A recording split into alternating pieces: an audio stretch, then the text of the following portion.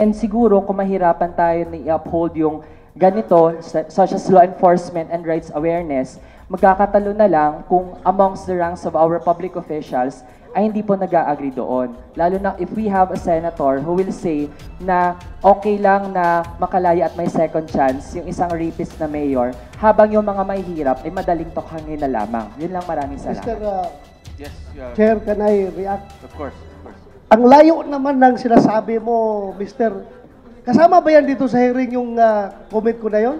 Ang layo naman. That's an affront to We this want human representation. rights as part of Huh? the curriculum of Please, NSTP. layo naman, please oh. let Senator Bato finish.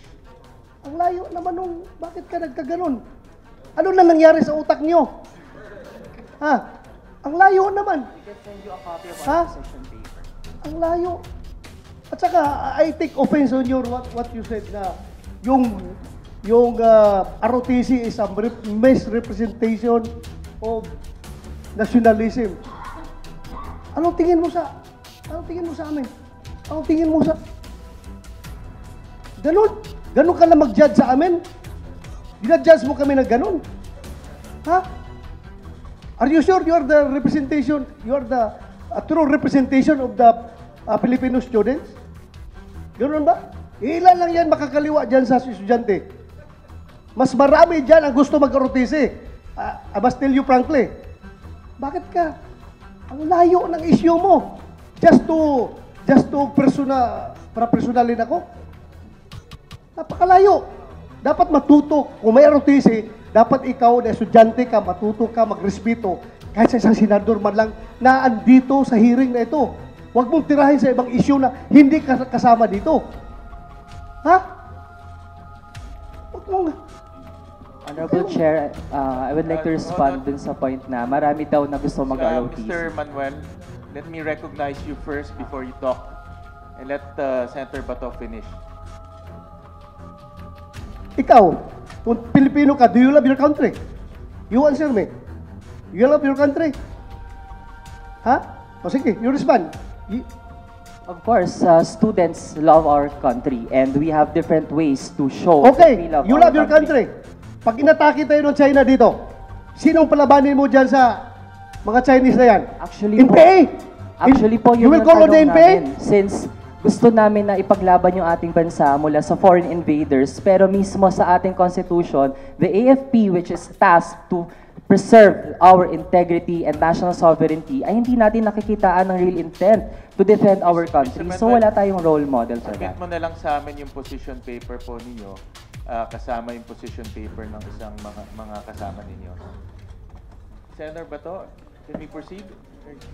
Mr. Chair, may I move to strike from the record the statements of Mr. Manuel that were irrelevant and not germane to the topic, especially when he makes statements attributed to our colleagues in a statement that he made outside. And may I also request the Chair to remind all our guests who are here as guests to please show respect for the members, and again, not to bring up statements, reactions that are not germane to the topic. You can make your reaction outside. The media is all there. They will listen to you.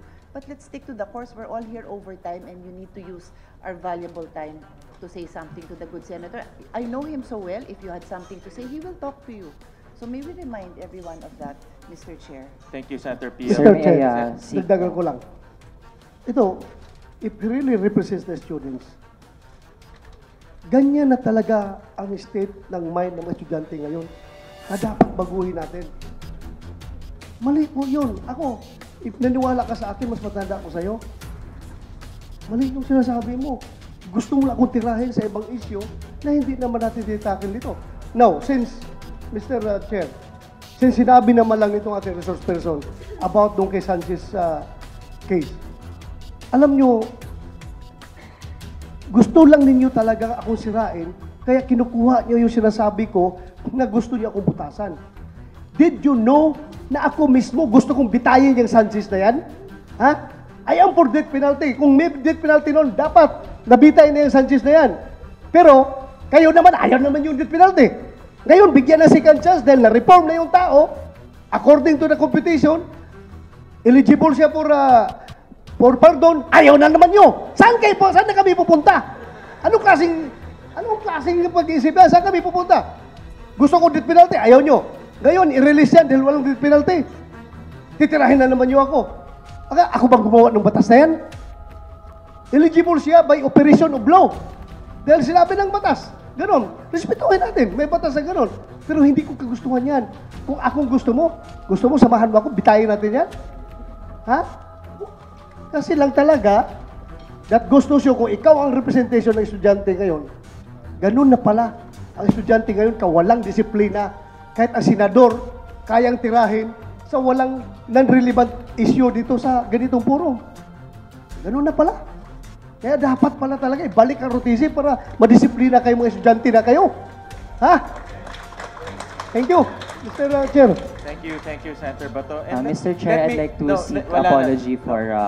And let me remind Mr. Manuel, NUSP, and the rest of the groups that we invite in this committee. We invite you for the sake of fairness. Alam ko naman kung anong sasabihin ninyo eh. No, this is your third time to be part of this hearing. And alam ko na kung sasabihin niyo. Pero binibigyan namin kitong oportunidad magsalita para marinig kayo ng mga bagong senador natin. Pero ano namang kinalaman ni Sanchez sa ROTC? Ano namang kinalaman? Kaya this serves as a warning to your group na wag niyong dadalhin yung mga walang katuturan dito sa committee ito. Dahil sinisira niyo yung aming pagdinig at sinisayang niyo yung aming oras. And again, we're exercising fairness. Kaya bigyan niyo naman kami ng respeto. Kahit alam na namin ang sasabihin ninyo, ini-invite namin kayo. In fact, we invited all of your colleagues. So, last na ito, and next time we invite you, if ever we invite you, stick to the topic. And this serves as our warning. Again, I'm directing the committee secretary to strike off all of the comments that are not germane to the topic of ROTC. Mr. Chair, gusto ko lang malaman nila na baka mamaya yung ini-incite lang ako na magalit para kuno i-contempt sila para may rason sila magulo do Senado. Wala akong pakialam. Umuwi ka. Hindi ka na may kukulong dito. Wala kami pakialam sa'yo. Mr. Chair, I'd just like to apologize for the irrelevant remark that I made earlier. I was just carried away by my emotion, especially with the topic at hand. But I pledge that it will not happen in future hearings wherein we will be invited. So once again, I apologize for what I said.